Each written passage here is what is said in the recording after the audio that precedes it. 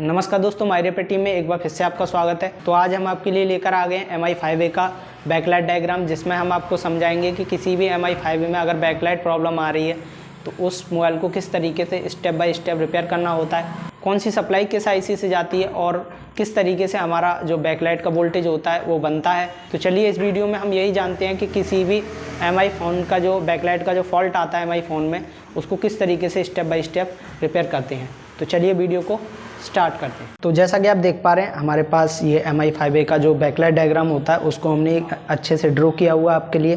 तो चलिए step by step आपको समझाते हैं कि किस IC से सप्लाई इन होती है, किस IC से आउट होती है। तो चलिए जानते हैं।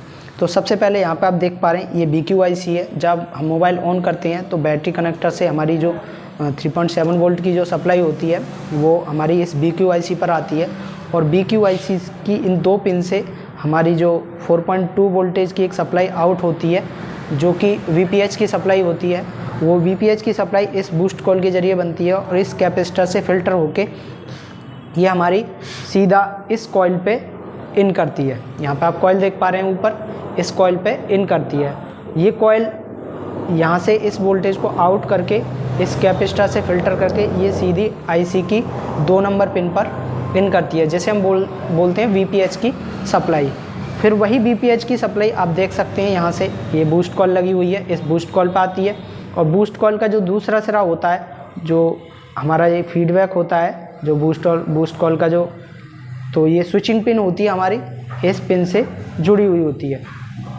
जब यहाँ पे मैं आपको दिखाना चाहूँगा कुछ, यहाँ पे आप देख सकते हैं ये एक PMIC है। PMIC से हमारा जो अनेबल वोल्टेज जाता है इस IC के लिए, तो ये IC क्या करती है, इस बूस्ट कॉइल को स्विच करती है। और जब ये बूस्ट कॉइल ऑन हो जाती है तो ये बूस्ट वोल्टेज तो वो इस डायोड को देती है। डायोड क्या करता है, उस जो भी हमारा हाई एम्पेयर का जो करंट आता है वो इस डायोड से होके इधर आपको मिलेगा। अगर आप बूस्ट वोल्टेज इधर चेक करेंगे तो आपको इधर बूस्ट वोल्टेज नहीं मिलेगा, क्योंकि वो फ्रीक्वेंसी होती है। क्योंकि बूस्ट कॉइल जो होती है हमेशा वोल्टेज को नहीं निकालती, फ्रीक्वेंसी को आउट करती है। और वही फ्रीक्वेंसी, हाई फ्रीक्वेंसी जब इस बूस्ट कॉइल पर इस डायोड पर टकराती है और इस डायोड के दूसरे सिरे से हमारा बूस्ट वोल्टेज आउट होता है। और ये बूस्ट वोल्टेज आप देख सकते हैं यहाँ पे इस कैपेसिटर से फ़िल्टर होता हुआ सीधा हमारा चला जाता है इस कॉइल पे। और आप देख सकते हैं इस कॉइल से सीधा आपको यहाँ पे एक कैपेसिटर मिलेगा, इस कैपेसिटर से फ़िल्टर करके सीधा हमारा डिस्प्ले कनेक्टर पे हमारा बूस्ट वोल्टेज आ जाता है। अब यहाँ से आप देख सकते हैं 1 और 2 पिन है, यहाँ से सीधा फीडबैक एक सिग्नल होता है जो कि हमारा इस कॉइल से होता हुआ और ये 1 नंबर की पिन पर आता है। और हमारा ये 3 और 5 नंबर का जो पिन होता है ये ग्राउंड पिन होता है, और हमारा ये 4 नंबर का जो पिन आप देख पा रहे हैं ये अनेबल पिन होता है, और 6 नंबर का जो पिन होता है वो स्विचिंग पिन होती है।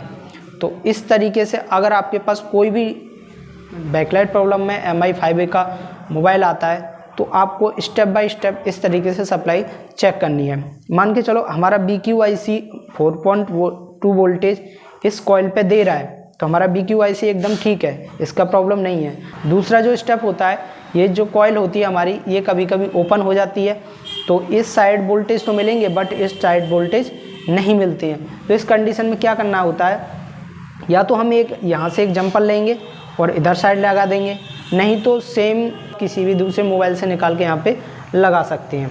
फिर आप देख पा रहे होंगे यही वोल्टेज हमारा IC के लिए जाता है, जो कि VIN वोल्टेज होता है, वोल्टेज इनकी सप्लाई होती है, और वही वोल्टेज हमारा बूस्ट कॉइल पे जाता है।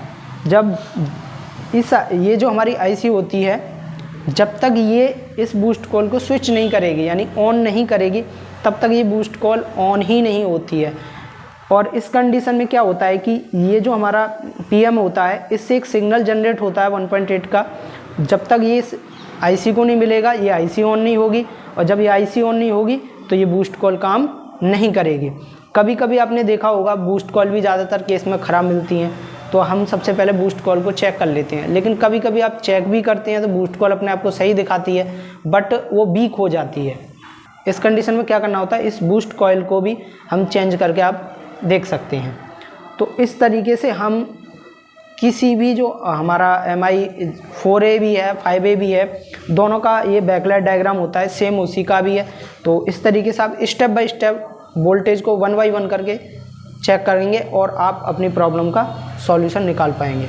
इस वीडियो से अगर आपको थोड़ा सा भी नॉलेज मिला हो तो इस वीडियो को लाइक करें और हमारे चैनल को सब्सक्राइब करें, साथ ही बेल आइकन दबा लें, जिससे हम कोई भी वीडियो नई बनाते हैं तो उसका नोटिफिकेशन आपके पास सबसे पहले पहुंच जाता है। और हमारे चैनल पर आपको इसी तरीके से नॉलेजफुल वीडियो मिलेंगी, जिसमें हम आपको बताएंगे कि किसी भी फॉल्ट में किस तरीके से रिपेयरिंग करनी होती है।